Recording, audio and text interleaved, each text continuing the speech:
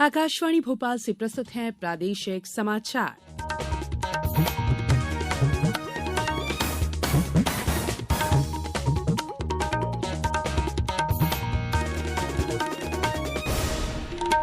नमस्कार, समाचारों के साथ मैं संयुक्ता बैनर्जी। सबसे पहले इस बुलेटिन के मुख्य समाचार। प्रदेश में मतगणना के लिए तैयारियां जारी। मुख्य निर्वाचन पदाधिकारी ने मतगणना स्थलों का जायजा लिया। प्रधानमंत्री नरेंद्र मोदी आज मन की बात कार्यक्रम में अपने विचार साझा करेंगे। रायसेन जिले के सांची में महाबोधि उत्सव में देश विदेश के बौद्ध अनुयायी शामिल हुए। आज संपन्न होगा। भारत ऑस्ट्रेलिया के बीच दूसरा T20 मैच आज तिरुवनंतपुरम में। अब समाचार विस्तार से। प्रदेश में 230 विधानसभा सीटों पर 3 दिसंबर को होने वाली मतगणना की तैयारी जारी है। मुख्य निर्वाचन पदाधिकारी अनुपम राजन ने कल सीहोर, देवास और इंदौर जिले में बनाए गए मतगणना स्थल का अवलोकन किया। इस दौरान उन्होंने कलेक्टर और जिला निर्वाचन अधिकारियों को आवश्यक दिशा निर्देश दिए। श्री राजन ने सीहोर में शासकीय महिला पॉलिटेक्निक कॉलेज में जिले के 4 विधानसभा क्षेत्रों के लिए होने वाली मतगणना के लिए की जा रही तैयारियों का अवलोकन किया। इसके बाद मुख्य निर्वाचन पदाधिकारी देवास और इंदौर पहुंचे। 3 दिसंबर को सुबह 8 बजे से पोस्टल बैलेट की गिनती शुरू होगी। सुबह 8:30 बजे से ईवीएम में दर्ज मतों की गणना प्रारंभ होगी। आगरमालवा और छिंदवाड़ा में कल मतगणना के लिए प्रशिक्षण दिया गया। वहीं मंदसौर जिले में 275 महिलाओं को पिंक काउंटिंग के लिए प्रशिक्षित किया गया है। इसमें पूरी तरह से महिला कर्मी मतगणना को अंजाम देंगी। गुना से हमारे संवाददाता ने बताया है कि 3 दिसंबर को डाक मतपत्र की टेबल पर 1 गणना सुपरवाइजर, 2 गणना सहायक और माइक्रो ऑब्जर्वर नियुक्त किए गए हैं। मुरैना जिले की 6 विधानसभा सीटों के लिए पॉलिटेक्निक कॉलेज में गणना की जाएगी। सतना में कलेक्टर और जिला निर्वाचन अधिकारी अनुराग वर्मा ने मतगणना स्थल का निरीक्षण कर तैयारियों का जायजा लिया।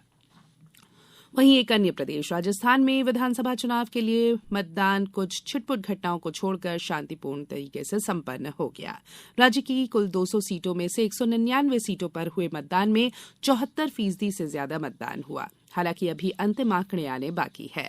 करणपुर विधानसभा क्षेत्र में कांग्रेस प्रत्याशी के निधन के कारण चुनाव स्थगित कर दिया गया है। मतगणना अगले महीने की 3 तारीख को होगी।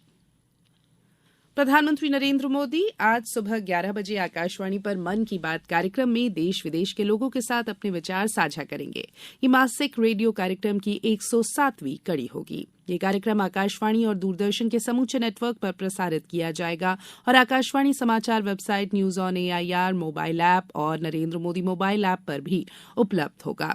मन की बात कार्यक्रम का आकाशवाणी समाचार, दूरदर्शन समाचार, प्रधानमंत्री कार्यालय और सूचना और प्रसारण मंत्रालय के YouTube चैनलों पर सीधा प्रसारण किया जाएगा। हिंदी प्रसारण के तुरंत बाद इस कार्यक्रम का क्षेत्रीय भाषाओं में भी प्रसारण किया जाएगा। संविधान सभा द्वारा भारतीय संविधान को अपनाने के उपलक्ष्य में आज पूरे देश में संविधान दिवस मनाया जाएगा। ये दिन देश में संविधान को अंगीकार करने की याद दिलाता है। 1946 में इस दिन देश की संविधान सभा ने औपचारिक रूप से संविधान को अपनाया था, जो 26 जनवरी 1950 को लागू हुआ। दिल्ली में कानून और न्याय मंत्रालय द्वारा आयोजित संविधान दिवस समारोह में उपराष्ट्रपति जगदीप धनखड़ मुख्य अतिथि होंगे।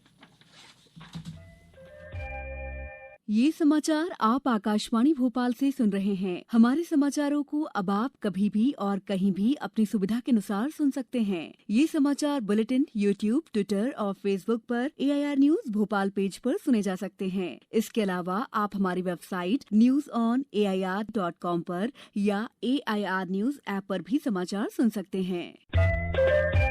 ब्रेक के बाद बुलेटिन में एक बार फिर आप सभी का स्वागत है। राज्यपाल मंगूभाई पटेल कल 2 दिवसीय भ्रमण पर डॉक्टर अंबेडकर नगर यानी महू आए। यहां वे डॉक्टर बाबा साहब भीमराव अंबेडकर जन्म स्मारक पहुंचे। उन्होंने डॉक्टर बाबा साहब भीमराव अंबेडकर की प्रतिमा पर माल्यार्पण कर श्रद्धा सुमन अर्पित किए। उन्होंने जन्म स्मारक का अवलोकन भी किया। इस दौरान उन्होंने स्मारक के संबंध में जानकारी भी ली। राज्यपाल आज डॉक्टर BR अम्बेडकर समाज विज्ञान संस्थान महू में आयोजित 5वें दीक्षांत समारोह में शामिल होंगे। रायसेन जिले के सांची में कल से 71वें महाबोधि महोत्सव की शुरुआत हुई। 2 दिनी इस आयोजन में भगवान गौतम बुद्ध के 2 मुख्य शिष्यों के अस्थि कलशों को दर्शन के लिए रखा गया है। महोत्सव में श्रीलंका, वियतनाम, थाईलैंड, जापान सहित अन्य देशों से आए बौद्ध अनुयायी शामिल हैं। श्रीलंकन महाबोधि सोसाइटी के चीफ वानगल उपतीस नायक थेरो 3 साल बाद उत्सव में शामिल होने सांची पहुंचे हैं। गौरतलब है कि महाबोधि महोत्सव की शुरुआत वर्ष 1952 में नवंबर के अंतिम रविवार को सांची के बौद्ध स्तूप परिसर स्थित चैत्यगिरी विहार मंदिर के लोकार्पण समारोह के रूप में हुई थी। तभी से हर साल नवंबर के अंतिम रविवार को इस महोत्सव को मनाया जाता है। भारत ने दुर्लभ बीमारियों के इलाज के लिए 4 बेहद किफायती दवाएं विकसित की है जो अब बाजार में उपलब्ध हैं। ये दवाएं 4 प्रकार की दुर्लभ बीमारियों के इलाज के लिए है जो टायरोसिनेमिया टाइप 1, गौचर रोग, विल्सन रोग और ड्रेवेट लेनॉक्स गैसॉट सिंड्रोम है। नीति आयोग के सदस्य स्वास्थ्य डॉक्टर वीके पॉल ने नई दिल्ली में कहा कि वर्तमान में 8 दवाएं हैं जिनमें से 4 बाजार में उपलब्ध है जबकि अन्य 4 अनुमोदन की प्रक्रिया में हैं। उन्होंने बताया कि ये दवाएं भारतीय निर्माताओं द्वारा विकसित की जा रही है। टायरोसिनेमिया टाइप 1 बीमारी जो पीलिया, लिवर फेलियर और लिवर कैंसर की विशेषता है, इसके लिए निटिसिनोन दवा विकसित की गई है जिसे पहले आयात किया जाता था और इसकी लागत प्रतिवर्ष 2.2 करोड़ रुपए है, लेकिन इससे लागत घटकर अब 2.5 लाख रुपए सालाना रह जाएगी। गौचर रोग के इलाज के लिए एलिक्सटेट दवा विकसित की गई है जो यकृत या प्लीहा के बढ़ने और तीव्र थकान का कारण बनती है। क्रिकेट में भारत और ऑस्ट्रेलिया 5 मैचों की T20 सीरीज में अपने दूसरे मैच में आज तिरुवनंतपुरम के ग्रीनफील्ड स्टेडियम में भिड़ेंगे। मैच भारतीय समयानुसार शाम 7 बजे शुरू होगा। भारत ने गुरुवार को विशाखापट्टनम में पहला मैच 2 विकेट से जीतकर सीरीज में 1-0 की बढ़त बना ली थी। भारत और ऑस्ट्रेलियाई टीम ने विश्व कप टीम के कई खिलाड़ियों को आराम दिया है और अन्य खिलाड़ियों के साथ खेल रही है। बात करेंगे मौसम की। प्रदेश के इंदौर उज्जैन संभाग में अगले 2 दिनों में बारिश की संभावना जताई गई है। मौसम विभाग ने पश्चिमी विक्षोभ और चक्रवात की वजह से प्रदेश में सीजन का पहला मावठा गिरने की संभावना जताई है। विभाग ने इंदौर उज्जैन संभाग के जिलों में कहीं कहीं ओले गिरने का भी अनुमान जताया है जबकि भोपाल नर्मदापुरम में 27 नवंबर को बारिश हो सकती है। इस दौरान तेज हवा भी चलेगी।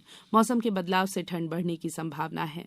सीहोर के कृषि कॉलेज स्थित मौसम विभाग के तकनीकी अधिकारी डॉक्टर एस तोमर ने जानकारी देते हुए बताया कि जिले में 27 और 28 नवंबर को तेज हवा चलने के साथ बारिश हो सकती है। इस दौरान ओले भी गिर सकते हैं। 2 दिन तक होने वाली बारिश से फसलों को एक पानी का फायदा हो जाएगा। अब कुछ समाचार संक्षेप में। नगरपालिका झाबुआ ने दुकानों के आसपास साफ सफाई न करने वालों के खिलाफ चालानी कार्रवाई शुरू की है। वहीं जनजातीय कार्य विभाग की सहायक आयुक्त निशा मेहरा द्वारा पिटोल में कन्या उच्चतर माध्यमिक विद्यालय और कन्या छात्रावास का आकस्मिक निरीक्षण किया गया। सीहोर जिले में कार्तिक पूर्णिमा के अवसर पर सिख समाज द्वारा गुरु नानक देव जयंती पर भजन कीर्तन का आयोजन किया जाएगा और गुरु ग्रंथ साहिब का पाठ होगा। सिख समाज के द्वारा प्रतिदिन प्रभात फेरी निकाली जा रही है। पन्ना में एक नाबालिग बच्ची से दुष्कर्म के आरोपी को विशेष अदालत ने 20 साल की कैद की सजा सुनाई है। वहीं बैतूल में ऐसे ही मामले में पॉक्सो कोर्ट ने आरोपी को उम्र कैद की सजा दी है। निशानेबाजी में भारतीय निशानेबाज अनीश भानवाला ने कतर में ISSF विश्व कप फाइनल 2023 में पुरुषों की 25 मीटर रैपिड फायर पिस्टल स्पर्धा में कांस्य पदक जीता।